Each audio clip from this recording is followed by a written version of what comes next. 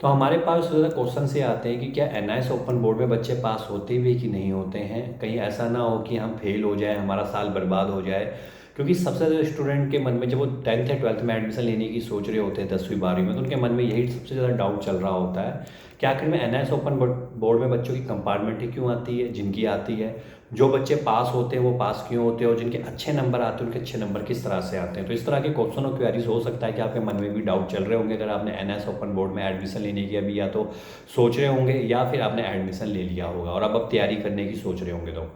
तो देखिए, NIS open board में जब स्टूडेंट बच्चे एडमिशन ले लेते हैं तो कई बार ऐसा होता है कि वो वहाँ पे पढ़ते बिल्कुल भी नहीं है। वो ये सोच के चलते हैं कि जब मेरा पेपर होगा लास्ट मंथ में तो तब मैं पेपर कर लूँगा,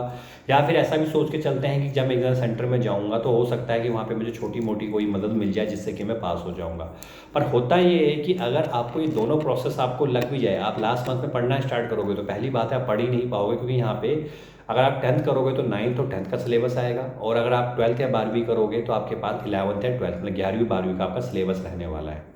तो सेकंड चीज़ ये होगी कि आपके पास कम से कम 5 सब्जेक्ट तो आपने चूज़ कर ही रखे होंगे। कई स्टूडेंट 7 सब्जेक्ट भी लेके चलते हैं, तो उस केस में भी यहाँ पे कंपार्टमेंट आने के चांसेस हो ही जाते हैं। और थर्ड चीज़ होती है कि आपका जो पूरा ओपन बोर्ड होता है तो आप पूरे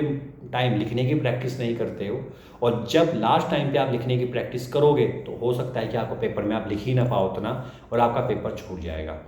फिर ये होता है कि मान के चलिएगा स्टूडेंट सोच के चलते हैं कि भैया मेरी कोई थोड़ी बहुत मदद हो जाएगी, मैं इधर उधर से देख दूख के पेपर कर लूँगा। उस केस में भी क्या होता है कि जब वो करते भी हैं तो अब यहाँ पे समस्या आती है पेपर की प्रेजेंटेशन की, क्योंकि जब कोई भी पेपर आपने कभी पहले किया ही नहीं है, प्रैक्टिस की ही नहीं हुई है, तो आप कुछ भी लिखना शुरू कर देंगे। तो जब आप लिखना शुरू करेंगे और जब पेपर एग्जामिनर के पास जाएगा तो उसको बिल्कुल भी समझ में नहीं आएगा कि आपने क्या किया और क्या लिखा है। तो इस केस में वो आपकी कंपार्टमेंट डाल देता है, वो 5 नंबर 4 नंबर 1 नंबर 0 नंबर दे के भी आपको फेल कर देता है। तो यहाँ पे सबसे बड़ी दिक्कत स्टूडेंट को यही आती है कि वो कहते हैं कि हम पेपर पूरा कर कर आए थे, पेपर हमने सब कुछ किया था, फिर भी हमारे नंबर कोई किसी को 12 नंबर मिल रहे हैं, 12 मार्क्स मिल रहे हैं, किसी को 15 या 15 मार्क्स मिल रहे हैं, किसी को 2 मार्क्स मिल रहे हैं, किसी को तो 1 मार्क्स से 0 मार्क्स भी यहाँ पे मिलते हैं। तो उसका सबसे बड़ा रीज़न यही है पेपर की प्रेजेंटेशन। तो अगर पेपर आपने पूरा किया हुआ है और पेपर की प्रेजेंटेशन सही नहीं है तो एनआईएस ओपन बोर्ड में आपको बहुत बार चांस होता है कि बच्चों की कंपार्टमेंट है फेल हो जाते हैं। क्योंकि स्टूडेंट तो हमारे पास आते हैं तो इस चीज़ का हमें पता ही रहता है कि एक्चुअल में हो क्या रहा है। नेक्स्ट चीज़ सबसे बड़ी बात यहाँ पर ये आती है कि अगर आप पेपर की प्रेजेंटेशन के ऊपर अगर काम कर लेंगे, पेपर को साफ लिखेंगे, अच्छा लिखेंगे, कटिंग नहीं करेंगे, पॉइंटों में लिखेंगे, हेडिंग्स बनाएंगे, क्वेश्चन की सेपरेशन के नीचे अंडरलाइन लगाएंगे,